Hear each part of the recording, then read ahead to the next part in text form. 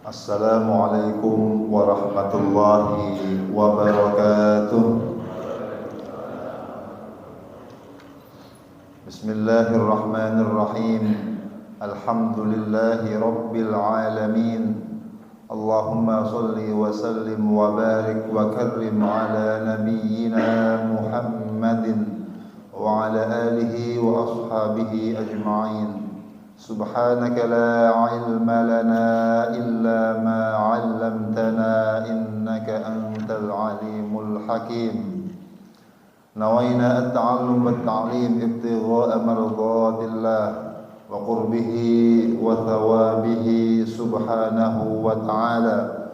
Allahumma akrimna binuril fahmi wa akhrijna min dhulumatil wahmi wa zidna ilma birahmatika ya arhamar rahimin. Amma ba'du. Segenap para alim, para guru, para asatidz wal ustadzat yang saya muliakan, saya ta'zimi, pengurus Masjid Nur Sa'adah yang saya muliakan, dan juga yang sangat teristimewa yang saya muliakan, segenap para jamaah salat subuh yang hadir di masjid di rumah Allah ini yang saya muliakan. Syukur alhamdulillah pagi hari ini kita diberikan Allah hidayah, diberikan taufik, diberikan nikmat yang begitu besar. Allah bangunkan kita kembali untuk bisa menambah amal kita, kembali bermunajat. Kita hadir di rumah Allah, salat subuh berjamaah, ya, kemudian diteruskan dengan jihad pagi, thalabul ilmi, ya. Ini merupakan karunia yang besar yang tidak Allah berikan kecuali untuk hamba-hamba yang dipilih olehnya. Bisa bangun tidur, ya, yang enak-enak, bisa begini itu mestinya masih selimutan gitu kan. Allah kasih hidayah, bisa bangun, bisa berangkat ke masjid. Yang kata Nabi dalam sebuah riwayat hadis, siapa yang berangkat dari rumahnya menuju masjid, ya, setiap langkah kakinya dinaikkan derajatnya, setiap langkah kakinya dihapuskan kesalahan dan dosanya, setiap langkahnya dituliskan hasanah kebaikan oleh Allah. Belum lagi, ya, ada satu riwayat hadis, man ghada ilal masjid la yuridu illa ayyata'allama khaira aw yu'allimah kana lahu ka ajri hajjin tamatin hijjatuh. Siapa yang pagi hari berangkat ke masjid untuk belajar ilmu, kebaikan atau mengajarkannya, niatnya hanya untuk itu, kata Nabi, dia mendapatkan pahala haji yang sempurna hajinya. Semoga termasuk kita semua, amin ya rabbal alamin. Dan mudah-mudahan, ya, duduknya kita di sini, i'tikaf kita di sini, thalabul ilmi kita di tempat ini, semuanya diterima Allah dan kemudian diberikan istiqamah sampai nanti kita wafat dalam kondisi yang husnul khatimah, amin ya rabbal alamin.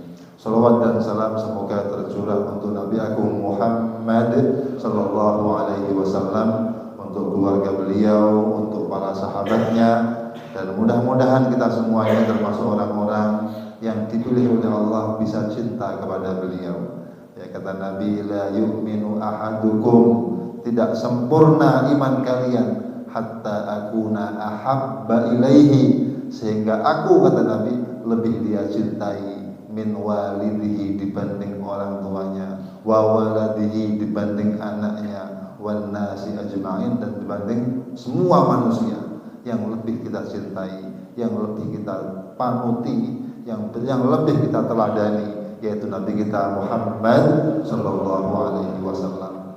Dan semoga dengan cinta itu kita termasuk orang yang beliau sampaikan, anta ma'a man ahbabta, engkau akan dikumpulkan oleh Allah bersama yang engkau cintai. Mudah-mudahan dengan cinta kepada beliau kita bisa berjumpa dengan beliau di surganya Allah, mendapatkan syafaatnya di yaumil qiyamah, amin ya rabbal alamin. Bapak Ibu, para guru yang saya muliakan, insyaallah kita akan membahas pada pagi hari ini hal-hal yang berkaitan dengan Isra wal Mi'raj, ya.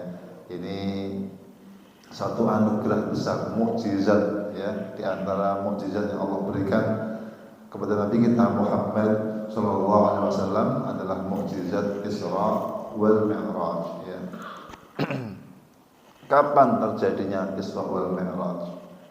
Ya, ulama sepakat Isra wal Mi'raj itu terjadinya sebelum Nabi kita Muhammad SAW hijrah dari kota Makkah Al-Mukarramah menuju Madinah Al-Munawwarah. Sebelum itu, sebelum hijrah. Nah, tapi pertanyaannya kapan bulannya dan kapan tahunnya? Ini ulama beda pendapat. Ya, ada yang mengatakan 17 Ramadan, ada yang mengatakan 27 Rabiul Awal. Tapi jumhur ulama mayoritas kebanyakan Al-Ghazali, Ibnul Jauzi, kemudian Imam An-Nawawi dalam kitabnya Rawdatul Talibin dan yang lain itu mereka, dan itu yang diamalkan dari berbagai generasi itu Nabi Isra wal Mi'raj itu di tanggal 27 Rajab.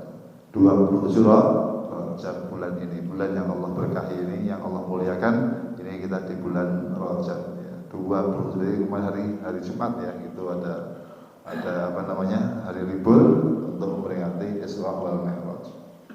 Pertanyaannya, untuk apa kita memperingati Isra wal Mi'raj? Ya, mengapa kita kok harus memperingati Isra wal Mi'raj? Ini memang ada perintah Allah. Dalam Al-Quran Allah berfirman, wa dzakirhum bi ayatillah. Ketika Allah menceritakan kepada Nabi kita Muhammad SAW tentang kisahnya Nabi Musa yang diberikan Allah berbagai kenikmatan, ya, termasuk diselamatkan dari Fir'aun dan seterusnya. Itu Allah sampaikan dalam ayat itu, wa dzakirhum bi ayyamillah. Wahai Muhammad, ajarkan kepada mereka tentang hari-harinya Allah. Maksudnya apa? Dalam tafsir saya lain, hari-hari di mana Allah memberikan kenikmatan yang begitu besar kepada hamba-hambanya. Artinya hari-hari khusus gitu ya, hari-hari yang istimewa itu ajarkan kepada umatku. Ini kata para ulama, dalil kita disuruh untuk belajar sejarah. Ya, wa dzakirhum bi ayyamillah. Ingatkan mereka dengan hari-harinya Allah, hari-hari di mana Allah berikan kenikmatan kepada hambanya. Termasuk Nabi kita Muhammad SAW ketika beliau hijrah dari kota Mekah ke kota Madinah, beliau melihat orang-orang Yahudi itu mereka biasa puasa di hari 10 Asyura. Hari apa? Asyura, 10 Muharram namanya Asyura, 10. Itu Nabi tanya, kenapa kalian kok puasa di hari ini? Kata mereka, ini hari di mana Allah menyelamatkan Nabiullah Musa alaihissalam dan Allah menghancurkan musuhnya Fir'aun dan tentaranya. Ini hari Allah menangkan, memberikan nikmat dari Nabi Musa, diselamatkan dari Fir'aun. Sehingga kami memperingati hari ini dengan puasa, syukur kepada Allah ya atas nikmat yang Allah berikan kepada Nabi Musa dan kaumnya. Kata Nabi, nahnu ahaqqu bi Musa minkum, kita itu lebih berhak untuk memperingati kemenangan Nabiullah Musa dibanding kalian.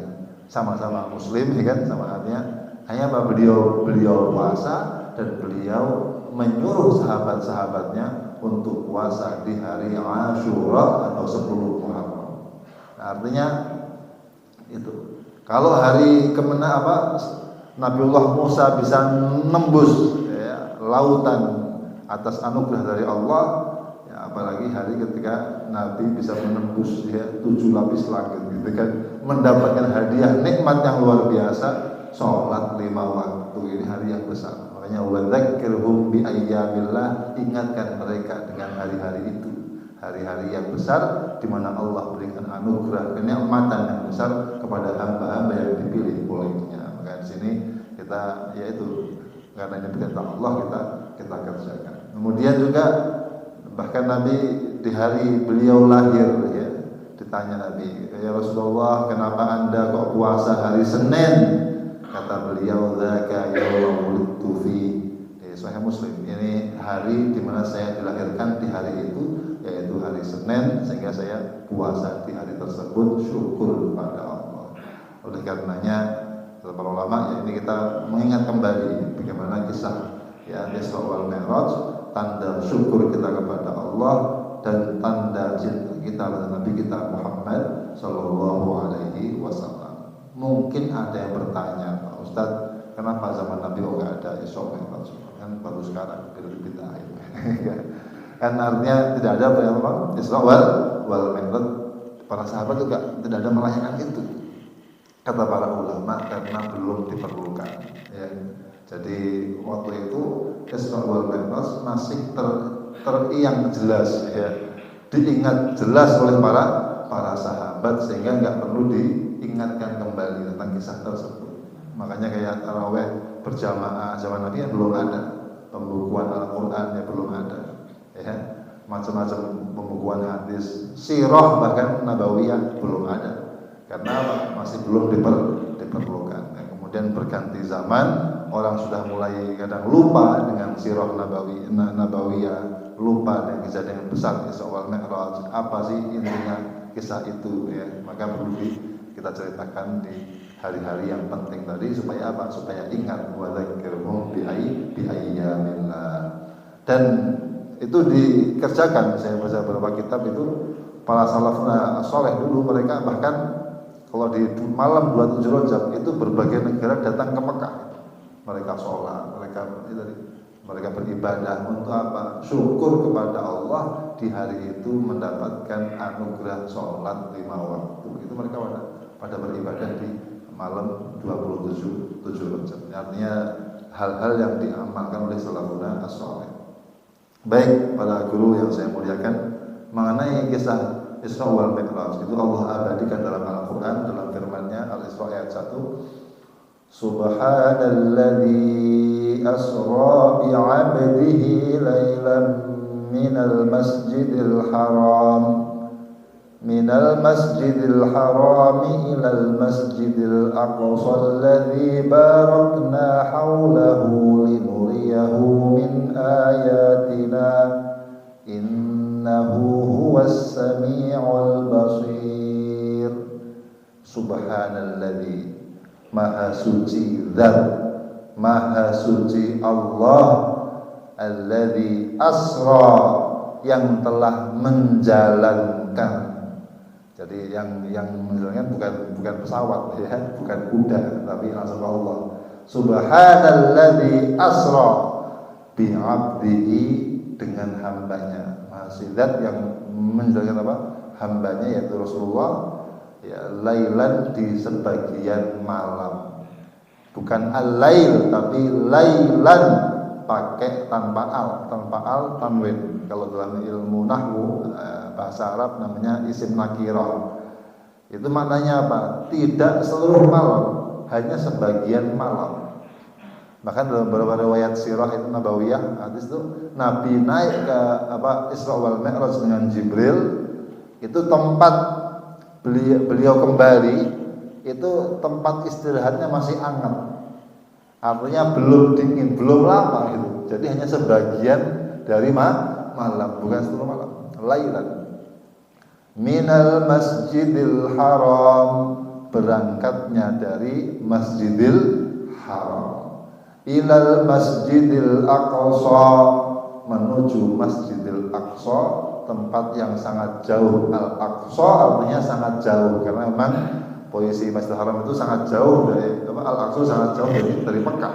Kurang lebih kalau zaman dahulu itu 40 hari untuk jalan, naik unta itu 40 hari berangkatnya, pulang juga 40 hari.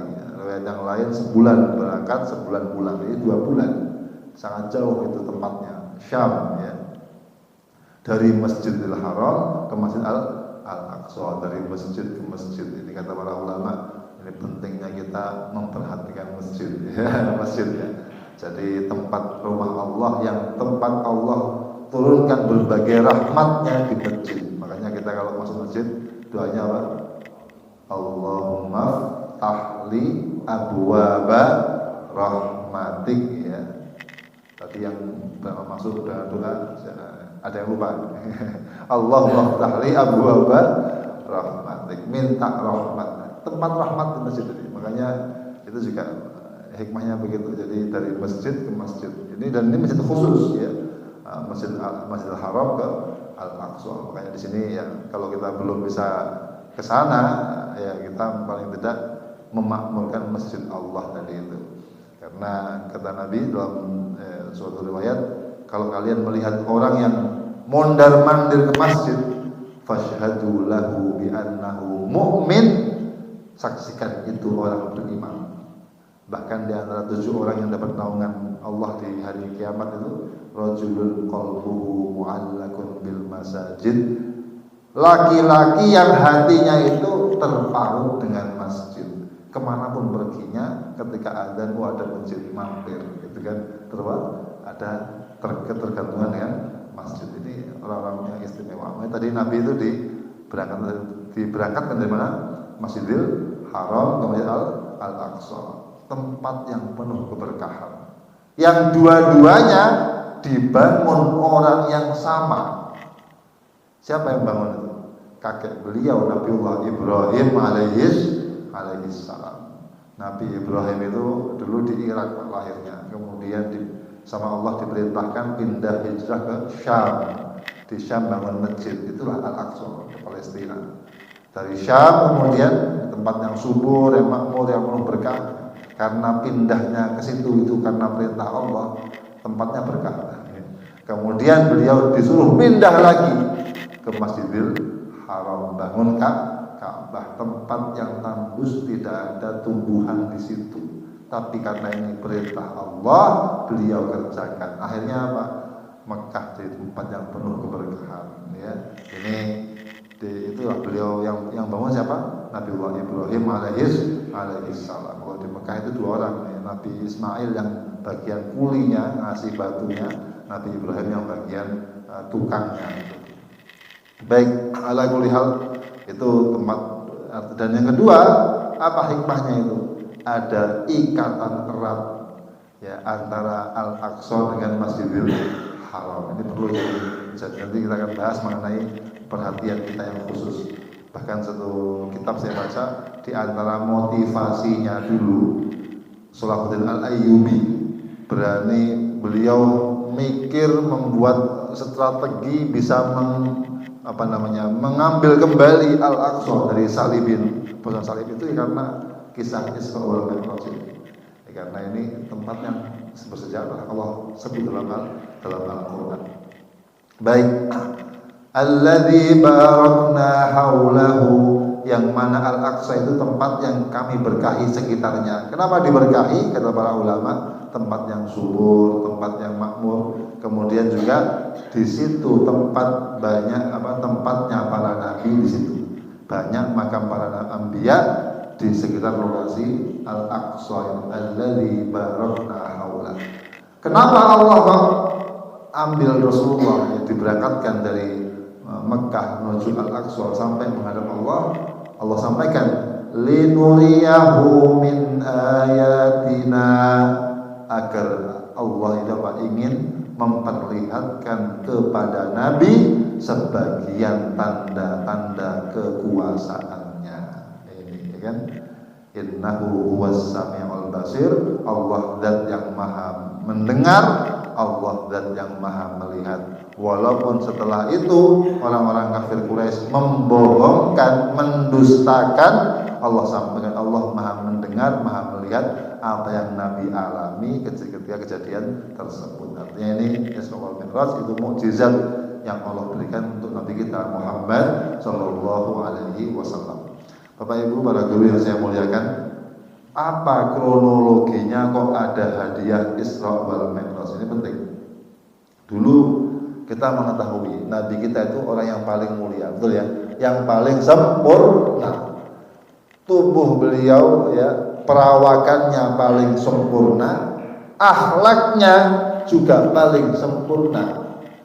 Bahkan sahabat Nabi namanya Hasan bin Thabit itu sampai buat syair. Kata beliau, wa ajmalu minka lam tara qattu 'ainun wa ajmalu minka lam talidin nisa'u. Kata Hasan bin Thabit, ya Rasulullah, alangkah indahnya engkau. Belum pernah mata ini melihat seseorang yang seindah engkau. belum pernah saya melihat wanita yang melahirkan sosok seindah engkau. Akhlaknya sempurna, perawakannya sempurna. Khuliqta mubarra'an min kulli 'aibin ka'annaka qad khuliqta kama tasha'u.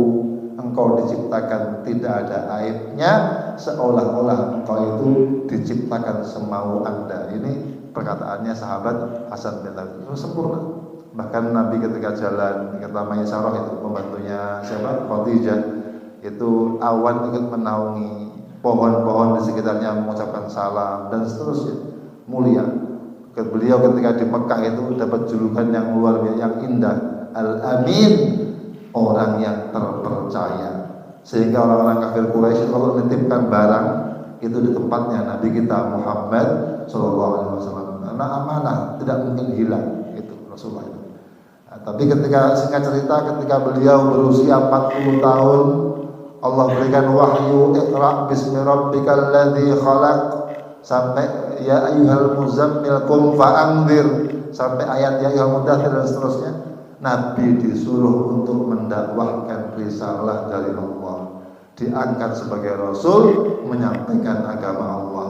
Disitulah banyak tantangannya, banyak rintangannya.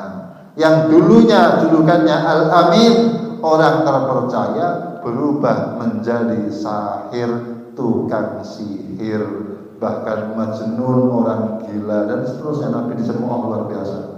Yang awalnya juga dimuliakan, orang mulia, pas beliau sujud sama Abu Jahal ditumpahkan kotoran unta di kepala beliau yang mulia, sampai putrinya Sayyidah Fatimah itu membersihkan itu kotoran dari kepala Nabi. Artinya beliau dapat tantangan, rintangan ya, yang luar biasa. Sahabat-sahabatnya juga sama, sampai ada yang wafat ya karena siksaan itu, Sumayyah dan keluarga Yasir, Ammar bin Yasir, Bilal bin Rabah disiksa luar biasa. Rasulullah tantangannya luar biasa. Sampai pada puncaknya dua orang yang begitu membela Nabi dalam berdakwah. Siapa itu? Pamannya Abu Thalib dan istrinya siapa? Sayyidah Khadijah binti Khuwailid ya, Al-Kubra, semoga Allah meridhai beliau, itu diambil oleh Allah, wafat di tahun yang sama. Ya, kemudian disebut dengan istilah Amul Huzn, tahun kesedihan. Itu akhirnya apa? Nabi itu kemudian kayak beliau, tapi beliau tetap kokoh. Beliau berpikir, saya ingin berdakwah di tempat yang dingin, pegunungan, di Taif itu tempatnya dingin. Karena secara psikologis biasanya orang yang di tempatnya dingin itu apa? Hatinya juga dingin, nggak panas gitu kan. Biasanya begitu gitu kan. Tapi ketika beliau berdakwah ke sana ditemani oleh sahabat beliau Zaid bin Harithah, apa yang terjadi? Yang dingin cuman hawanya gitu kan. Ternyata orangnya juga panas gitu kan. Mereka bahkan dengan luar biasa ya mengusir Nabi, menyakiti Nabi, melempari Nabi. Anak-anak kecil pun ikut melempar Nabi. Nabi kemudian ya sampai beliau berdarah-darah, kakinya berdarah luar biasa. Beliau keluar dari Taif, singgah di bawah pohon. Saya belum pernah mengatakan, belum pernah saya disakiti lebih dahsyat dibanding disakiti ketika di Taif itu. Beliau sampai di bawah pohon mengatakan, ya Allah, saya mengalami berbagai rintangan dalam dakwah ini. Illam takun bika alayya ghadabun fala ubali, kata Nabi. Seandainya yang penting engkau tidak marah, engkau ridha kepada saya tidak peduli. Ini kata Nabi kita Muhammad Sallallahu Alaihi Wasallam. Saking beliau dan mentoknya ya. Ya Allah kirimkan siapa? Allah kirimkan malaikat menjaga gunung Taif. Menawarkan ya Rasulullah, kalau engkau mau ini gunung di Taif ini saya robohkan saja supaya menimpa itu orang-orang yang menyakiti engkau. Kata Nabi, jangan. Seandainya mereka saat ini belum mau beriman kepada Allah, saya berharap anak turun mereka ada yang beriman kepada Allah. Ini hikmahnya. Artinya dai itu nggak boleh ngamuan, Pak. Ya, ngamukan dendaman itu nggak boleh, nggak pantas ya. Ya memaafkan, ya. Kemudian ya punya sayang dengan umatnya yang luar biasa dan mudah memaafkan. Itulah sifat Nabi kita Muhammad Sallallahu Alaihi Wasallam. Beliau pulang ke Mekah Al-Mukarramah. Nah, ketika beliau pulang di Mekah, malam harinya istirahat, Allah kirimkan Jibril ya membawa kendaraan buruk itu untuk menemui Nabi kita Muhammad SAW untuk Isra wal Mi'raj. Sama Jibril kemudian dibelah, itu dada Nabi dibelah. Satu riwayat Nabi itu dibelah dadanya sampai 4 kali. Di antaranya kapan? Ya ketika beliau hendak Isra wal Mi'raj. Itu dalam hadis yang sahih, beliau dicuci, diambil hatinya, dicuci dengan air Zam-Zam. Ini artinya nih bersuci ya, sebelum menghadap Allah itu bersuci dulu ya. Kalau Nabi dibelah dadanya, kalau kita nggak perlu dibelah lah, cukup gitu ya, istinja kemudian berwudu yang benar gitu ya, itu namanya bersuci untuk menghadap Allah. Nah kemudian setelah dicuci dikasih buruk, satu riwayat hadis itu buruk itu kendaraan yang lebih kecil dibanding kuda tapi lebih besar dibanding khimar ya, itu buruk kendaraan itu ya berwarna, satu riwayat warnanya putih, kemudian itu yang membawa Nabi ya. Singkat cerita ini hadiah dari Allah. Kenapa kok dikasih hadiah ini? Kata ulama, ini setelah Nabi berjuang habis-habisan tadi itu ya, beliau disakiti di luar desa di Taif itu, Allah kasih hadiah gitu ya. Ini kaidah para ulama. Jadi hadiah al-musyahadah ba'dal mujahadah. Hadiah yang besar dari Allah itu setelah Nabi habis-habisan bermujahadah, berjuang menyampaikan risalah dari Allah ya. Allah tampakkan hadiah tadi, dibawa naik ke langit ya, ditampakkan surga, tampakkan neraka, tambah yakin, tambah mantap. Jadi rasa hadiah itu kapan? Setelah berjuang habis-habisan. Makanya kata para ulama, kalau kita ingin dapat hadiah dari Allah, yaitu perlu apa? Berjuang ya, perlu berusaha payah, baru ada hadiahnya. Al-musyahadah ba'dal mujahadah. Sampai pada makom musyahadah itu setelah mujahadah. Walladzina jahadu fina lanahdiyannahum subulana, kan begitu. Yang mujahadah dapat hadiah itu. Ada ulama itu mengatakan begini, alhamdulillah setelah ini dalam hal apapun, dalam halnya saya tuh dapat rasanya nikmat bisa qiyamul lail. Itu kapan? Kata beliau, setelah saya 20 tahun susah payah berusaha bisa qiyamul lail gitu kan. Kadang-kadang pakai air disiram istrinya, ya gitu lah, berusaha gitu kan, dipaksa gitu. Setelah 20 tahun kok nikmat qiyamul lail. Jadi setelah susah payah berjuang dipaksa dapat nikmatnya beribadah kepada Allah. Al-musyahadah ba'dal mujahadah. Jadi hadiah musyahadah, bisa menikmati ibadah bermunajat itu setelah susah payah berjuang ya, susah payah berusaha untuk bisa ibadah kepada Allah. Nah, kemudian dibawa kemana? Ke Al-Aqsa ya. Beberapa riwayat itu Nabi sebelum sampai ke Al-Aqsa itu beliau singgah di beberapa makam, beberapa tempat sejarah. Nabi tanya, ini apa wahai Jibril, kok wangi ini?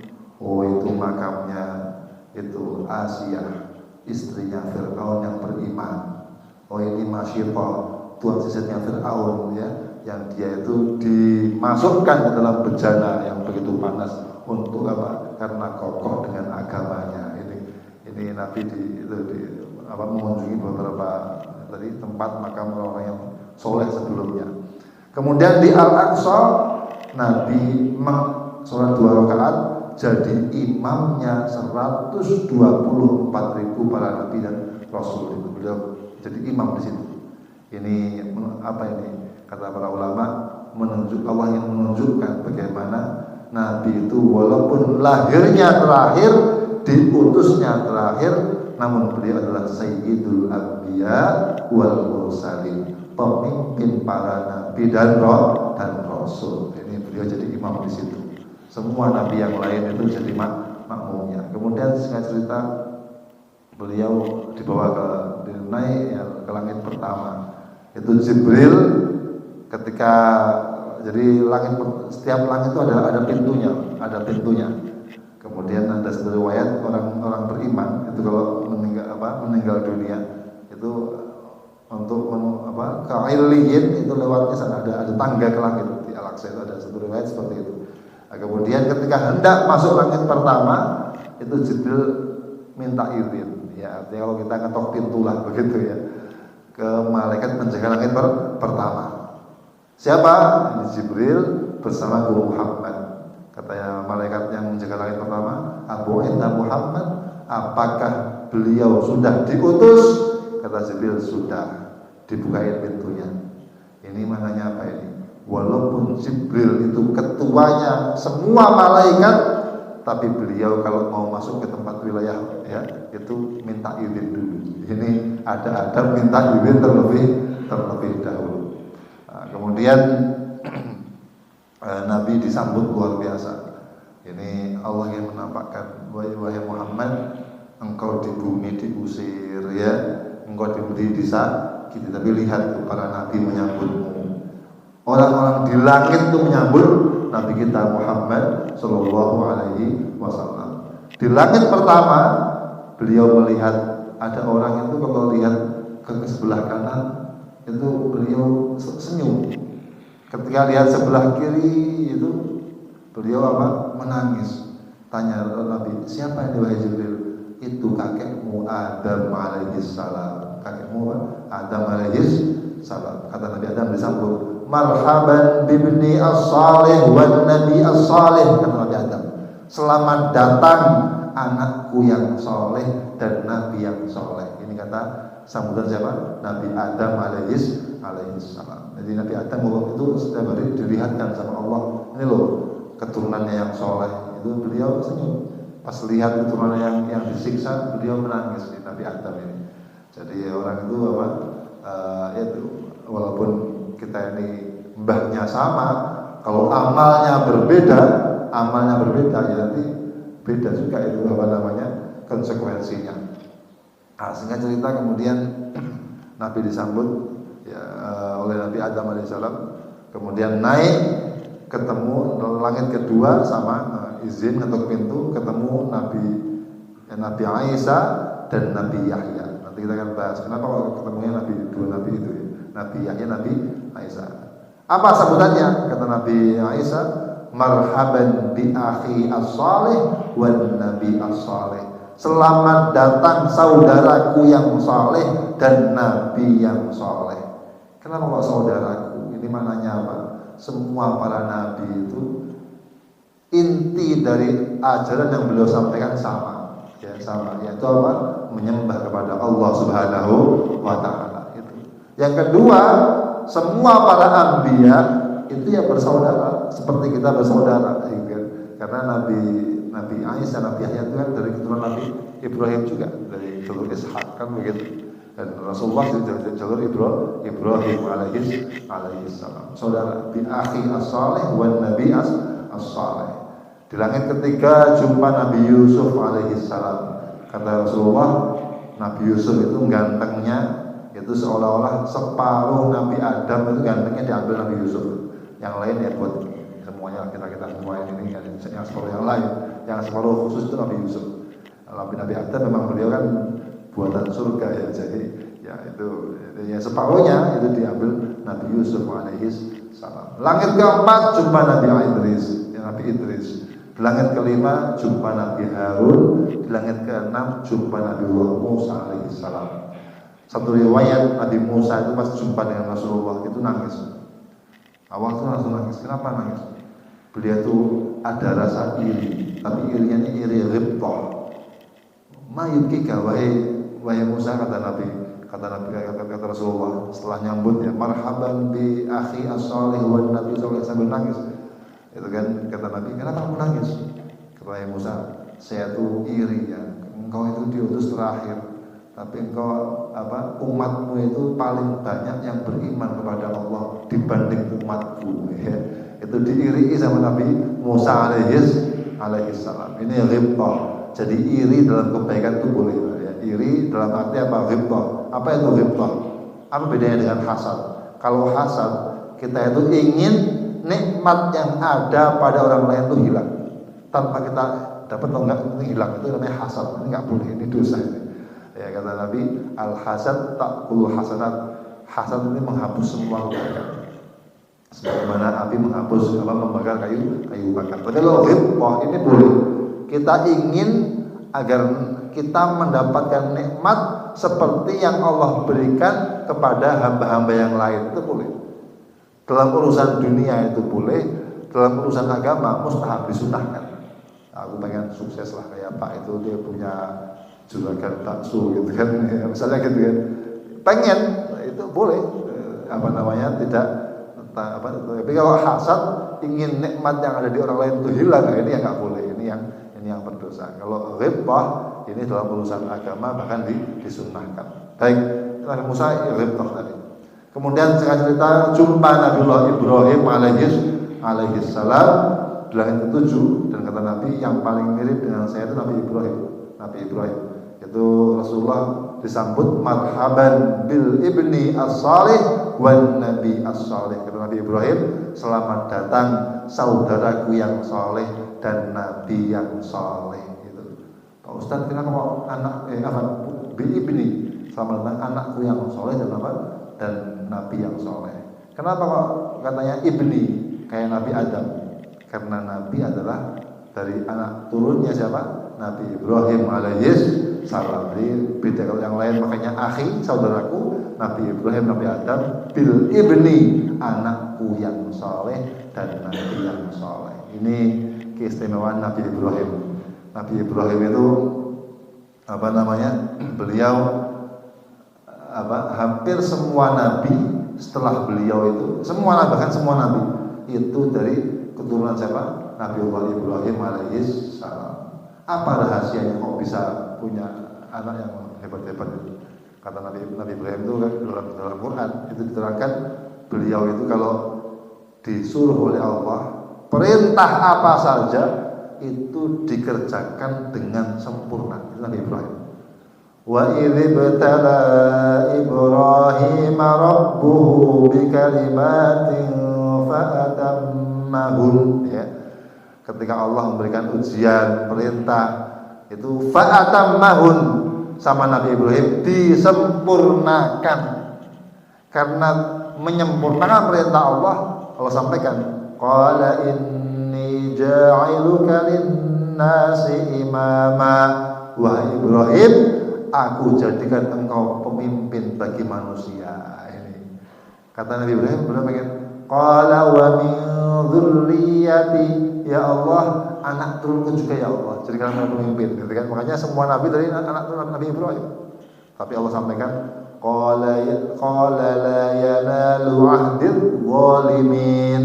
Tapi anakmu yang zalim enggak dapat janjiku, ya. Yang zalim tetap zalim walaupun anaknya nabi, anaknya kan Arab siapa, tetap aja ya dia enggak dapat janji Allah. Tapi kalau anaknya saleh dapat anugerah janji Allah, ya tadi jadi imam bagi manusia. Makanya seluruh nabi itu dari anak turun Nabi Ibrahim alaihissalam setelah beliau. Makanya Nabi Ibrahim dapat julukan Abul Anbiya, ya bapaknya para nabi. Kenapa? Disuruh Allah apapun itu taat. Pindah ke Syam taat, pindah ke Mekah taat, nyembelih anaknya pun taat, pokoknya apapun taat Nabi Ibrahim alaihissalam. Dalam hadis riwayat Tirmidzi, hadisnya kuat itu, hasan, kata Syekh Albani juga hasan.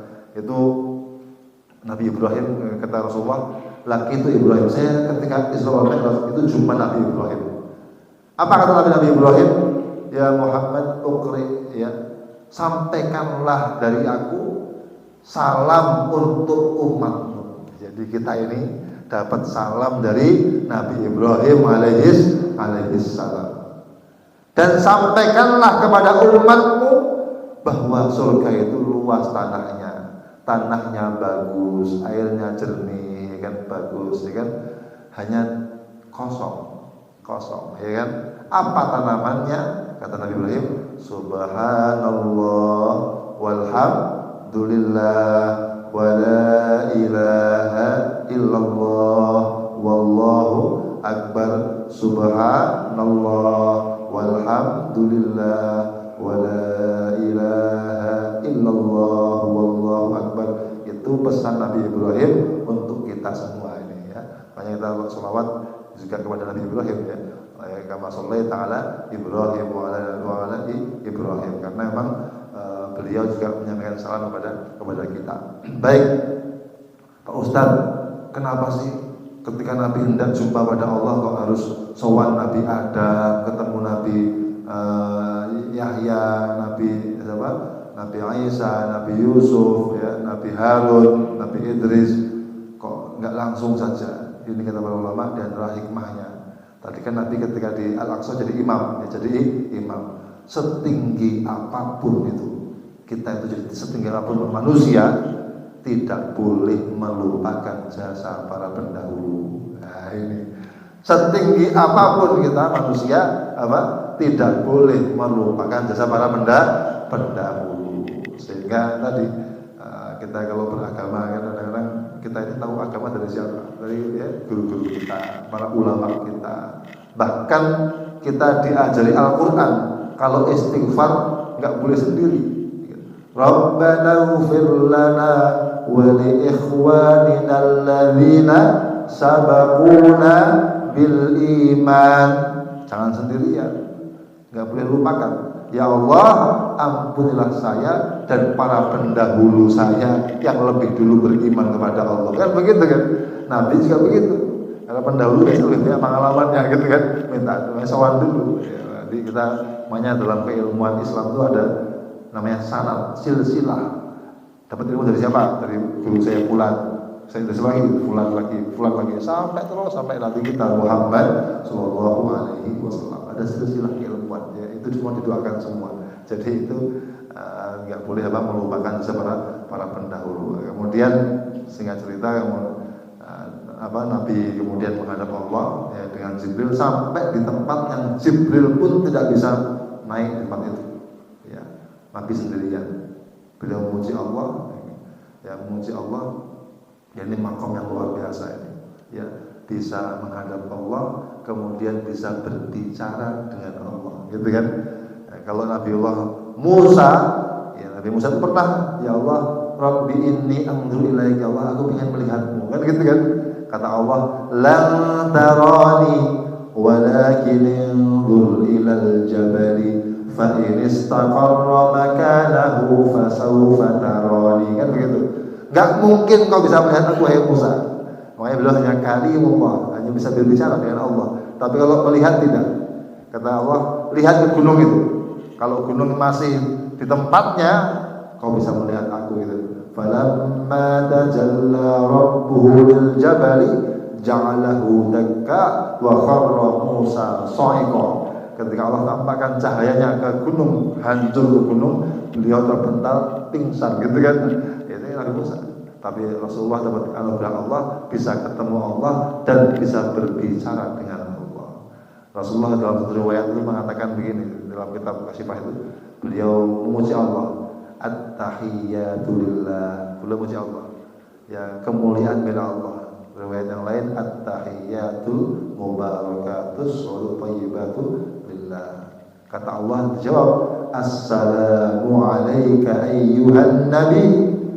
Ya, dijawab Allah, assalamu alayka ayyuhan nabi, semoga keselamatan, kesejahteraan untukmu wahai Nabi. Ya kan? Wa rahmatullahi wa barakatuh. Semoga berkah Allah, rahmat Allah tercurah untuk Nabi. Enggak pengen lupa dengan umatnya. Kata Nabi, assalamu alayna wa ala ibadillahis shalihin. Ya kan? Beliau enggak lupa di tempat yang sebegitu luar biasa itu beliau masih ingat umatnya supaya dapat bagian ya. Assalamu alayna wa ala ibadillah. Semoga keselamatan untuk saya dan juga untuk umatku yang soleh, untuk yang soleh, hamba Allah yang soleh. Kemudian seluruh makhluk yang mendengar itu mengucapkan asyhadu an la ilaha illallah wa asyhadu anna muhammadar rasulullah. Ini kemudian singkat cerita dan Nabi ketika di arsy kita menghadap Allah itu mata beliau nggak kemana-mana. Ya, beliau fokus tawadhu begitu. Makanya ini juga ada ya. Kalau kita masuk rumah orang itu jangan bagus Pak itu lukisannya Pak. Wah itu fotonya siapa? Itu foto sama istrinya apa anaknya tuh? Atau itu sama siapa tuh? Mantan sama Pak? Gitu kan. Kadang-kadang wah kemana-mana itu mana enggak boleh begitu ya. Adabnya itu fokus. Makanya kata Allah, mazal basaru wa ma tagha. Nabi itu diketahui menghadap Allah itu mata beliau itu mazal enggak kanan kiri gitu enggak kan. Wa ma tagha dan enggak melampaui batas gitu. Itu beliau fokus. Dapat hadiah sholat 50 waktu ya. Nah, kemudian dalam hadis yang sahih riwayat Bukhari juga ada beliau turun ya, sehingga beliau turun pas turun jumpa Nabiullah Musa ditanya dapat hadiah apa dari Allah? Sholat 50 waktu. Nah, ini pentingnya pendahulu, pengalamannya lebih gitu kan. Kata Nabi Musa jangan minta lagi sama Allah keringanan ya. Nggak akan mampu, nggak akan mampu gitu, ya kan. Pengalaman sudah ya. Bani Israil nggak mampu gitu, minta sama Allah keringanan. Beliau nggak ada kalau dikasih keringanan, ya kurang 5 terus sampai tinggal 5 kali, 5 waktu. Kata Nabi Musa, jangan minta lagi, nggak mampu matmu gitu kan. Nah di sini Nabi mengatakan istahyaitu, saya malu Nabi Musa. Sudah bolak-balik minta rukhsah keringanan sama Allah, saya malu. Di sini Nabi kumpul 2 hal. Beliau sayang dengan umatnya, khawatir berat, tapi beliau juga malu kepada Allah. Kayaknya beliau apa? Ya enggak meneruskan ya 5 waktu. Dan sama Allah menyampaikan. Tapi ini Pak Ustadz, kenapa kok enggak langsung aja 5 waktu begitu? Allah ingin menampakkan rahmatnya kepada umat ini. Allah sampaikan setelah itu, aku tetapkan ya kepada wahai Muhammad bahwasanya tadi wajib bagi umatku, dan kalau Allah sudah memberikan ketetapan tidak akan aku rubah ya. Umatmu walaupun mengerjakan 5 waktu tapi dia mendapatkan pahala seperti sholat 50 waktu. Ini apa? Ini rahasia rahmat Allah pada Nabi kita Muhammad sallallahu alaihi wasallam. Makanya kata para ulama khamsan bi khamsina, walaupun 5 waktu tapi seolah-olah seperti sholat 50 waktu karena rahmat dari Allah Subhanahu wa taala. Pahalanya seperti itu. Nah, kemudian ya itu kemudian setelah itu beliau pagi harinya beliau kembali ke tempatnya dan singkat cerita, dan waktu itu juga banyak kejadian ya, beliau diperlihatkan surga, diperlihatkan neraka ya, bagaimana siksaan orang di neraka ya, ada orang yang dipotong lidahnya, macam-macam lah. Itu kan itu kata para ulama. Jadi para dai supaya kuat, hatinya kuat, itu yang dilihat jangan cuma dunia. Allah angkat Rasulullah, beliau disakiti, dilempari batu kan. Beliau dilihat akhir alam, ada surga, neraka. Ini juga yang menguatkan para dai itu kalau lihatnya akhirat, nengoknya kepada akhirat gitu kan. Sedekah, aduh kurang duitku jadi kurang gitu kan. Tapi lu lihatnya akhirat, wah ini kan bekal saya di akhirat kan begitu kan. Sholat berat ya. Nah, kalau lihatnya dunia berat, ngapain kan? Enaknya tidur pakai selimut gitu kan. Tapi lihatnya akhirat, siksaan bagi yang enggak sholat, anugerah Allah bagi yang sholat, jadi semangat gitu kan. Jadi para dai itu beliau dibawa ke sana melihat surga, neraka, sehingga tambah kokoh iman beliau. Nah, singkat cerita, ketika beliau sampai di Mekah pagi hari kok dilalah jumpa itu ketemunya siapa? Abu Jahal. Nabi cerita, semalam saya esok merawat begini, walaupun beliau tahu bakal dibohongkan gitu kan. Artinya, tapi namanya Nabi itu penyampai risalah Allah, ya, kokoh beliau, enggak khawatir. Abu Jahal mendengar tuh, wah senang nih.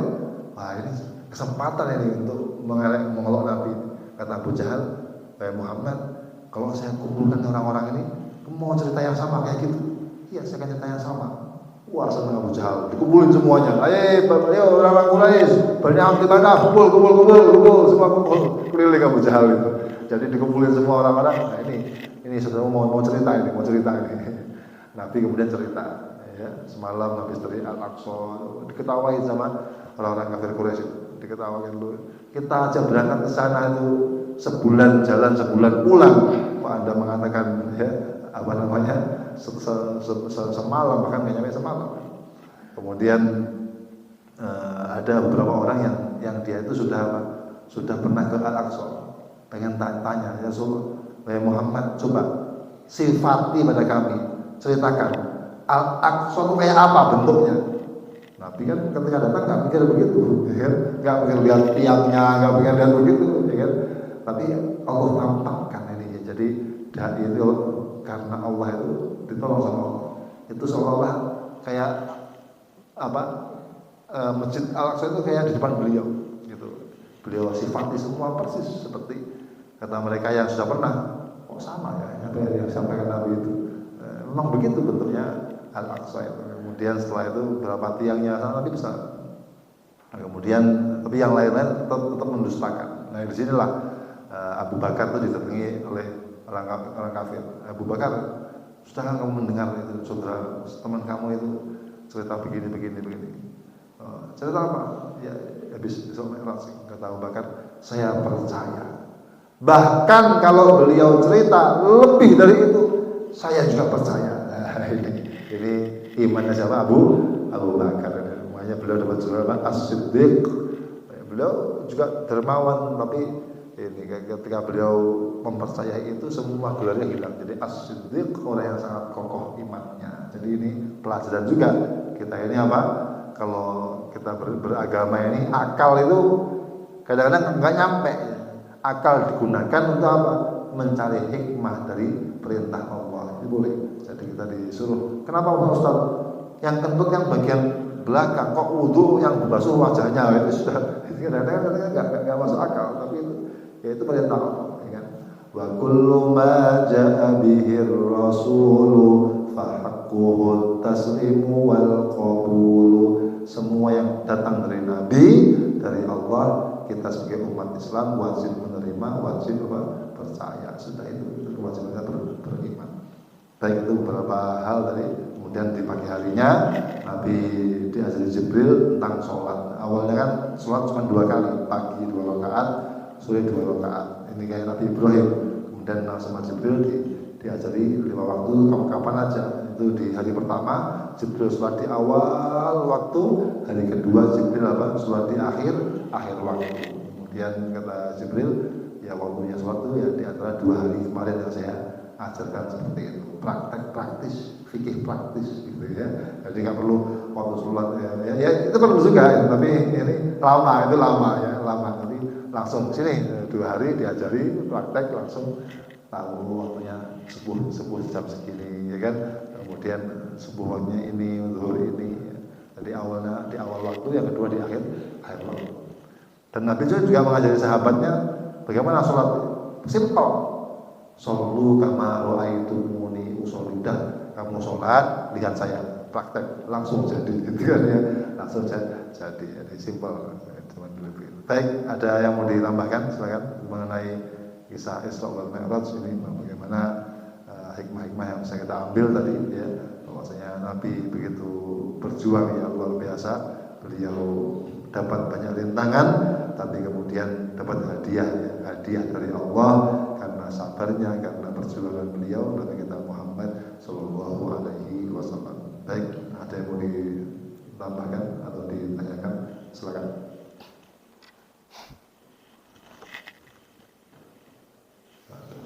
Nggak ada. Alhamdulillah. Baik, silakan. Bisa doang. Monggo, ada yang mau ditambahkan? Cukup. Berarti harus selesai. Terima kasih. Alhamdulillah. Mudah-mudahan ini ya singkat ini banyak kejadian dalam kitab dalam Isra Mi'raj. Bahkan para ulama itu menuliskan sampai berpuluh sampai sekian ratus halaman mengenai kejadian itu. Ya, bagaimana Nabi jumpa hukuman untuk para pezina, untuk ya macam-macam lah. Yaitu ya kejadian yang luar biasa. Pak Ustadz, kan belum ada kiamat, kok ada surga neraka? Ini kata para ulama bisa jadi kalau orang-orang beriman ya, para nabi ya, kemudian orang soleh itu ya mereka satu riwayat sudah ada di sana, sudah ada. Bahkan Nabi ketika satu riwayat beliau melihat Nabi Hud sedang kajian dengan umatnya. Itu Nabi Hud. Jadi sudah ada banyak orang di sana, banyak orang. Jadi itu satu riwayat seperti itu. Kok ada kajian kan, udah nggak ada taklif lagi, nggak ada hukum syariat, kok ada kajian di sana. Ya, kata ulama, karena memang para nabi itu kalau di majelis ilmu itu senang gitu, nikmatnya di situ. Makanya dikasih sama Allah, dikasih apa, bisa ngaji di sana gitu ya. Nah, kalau kita kadang-kadang pas ngaji ini waktu gitu benar-benar beda. Beliau ada kajian di sana deh. Itu begitu satu riwayat nanti. Nah tapi kalau orang-orang kafir itu kata ada riwayat pendapat yang kedua, maknanya apa? Ini jadi semua hal baik yang awal penciptaan sampai akhir nanti surga neraka sudah Allah takdirkan, sudah Allah tentukan, nah, sudah ada. Hanya kalau bahasa kaset itu disebutkan begitu. Nabi diperlihatkan lebih dulu. Walaupun nanti surga itu ya nanti, neraka nanti setelah apa? Setelah hisab, tapi dicepatkan begitu. Itu loh nanti loh. Itu siksaannya itu begitu. Oh itu hasilnya. Nikmatnya seperti itu, ditampakkan lebih awal. Itu Allah Maha Kuasa untuk itu. Sehingga tidak antara hadis yang satu dengan yang lain itu saling artinya tidak ada pertentangan. Baik, kita doa kepada Allah, mudah-mudahan di momen ini jadi kita semakin kokoh untuk sholat ya, karena hadiah Isra Mi'raj ya sholat waktu ini. Dan kata Nabi, as-sholatu imaduddin, tiangnya agama ini ya sholat. Faman aqamaha faqad aqamaddin, siapa yang menegakkan sholat, rukunnya, syaratnya dipenuhi, maka dia menegakkan agama. Wa man hadamaha faqad hadamaddin, siapa yang menyepelekan, menyia-nyiakan sholat, maka dia menghancurkan agama. Bahkan ya, kata para ulama, as-sholatu mi'rajul mu'min.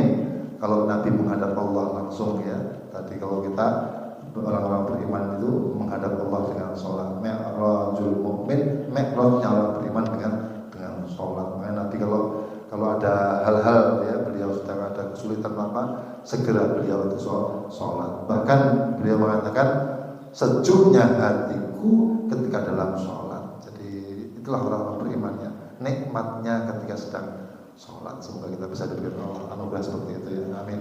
Bismillahirrahmanirrahim. Alhamdulillahirabbil alamin. Allahumma shalli wa sallim ala nabiyyina Muhammad wa ala nabiyyina Muhammad. Allahumma ya Allah, Rabbana zalamna anfusana wa illam taghfir lana wa tarhamna lanakunanna minal khasirin. Ya Allah, ampunilah kami ya Allah, orang tua kami, ampunilah guru-guru kami ya Allah. Ya Allah, berikanlah kami iman yang kokoh ya Allah, yakin yang kokoh ya Allah, ilmu yang bermanfaat ya Allah, rezeki yang halal yang berkah yang luas ya Allah. Ya anak-anak yang soleh-soleh ya Allah, keluarga yang sakinah mawaddah warahmah ya Allah. Allahumma ij'alna mimman tala umruhu wa hasuna amaluhu. Allahumma barik lana fi Rajab wa Sya'ban wa ballighna Ramadan wa ballighna Ramadan wa ballighna Ramadan wa a'inna lil qiyam wa siyam wa al-Qur'an. Rabbana ighfir lana wa li walidina warhamhum kama rabbawna shighara. Rabbana atina fid dunya hasanah wa fil akhirati hasanah wa qina adzaban nar. Wa sallallahu ala nabiyyina Muhammadin wa ala alihi wa sahbihi wa sallam. Alhamdulillahi rabbil alamin. Al-Fatihah. Bismillahirrahmanirrahim. Alhamdulillahi rabbil alamin. Ar-Rahmanir Maliki yaumiddin. Iyyaka na'budu wa iyyaka nasta'in. Ihdinas siratal mustaqim. Banyak khilaf, banyak kurang, mohon dimaafkan. Wassalamualaikum warahmatullahi wabarakatuh.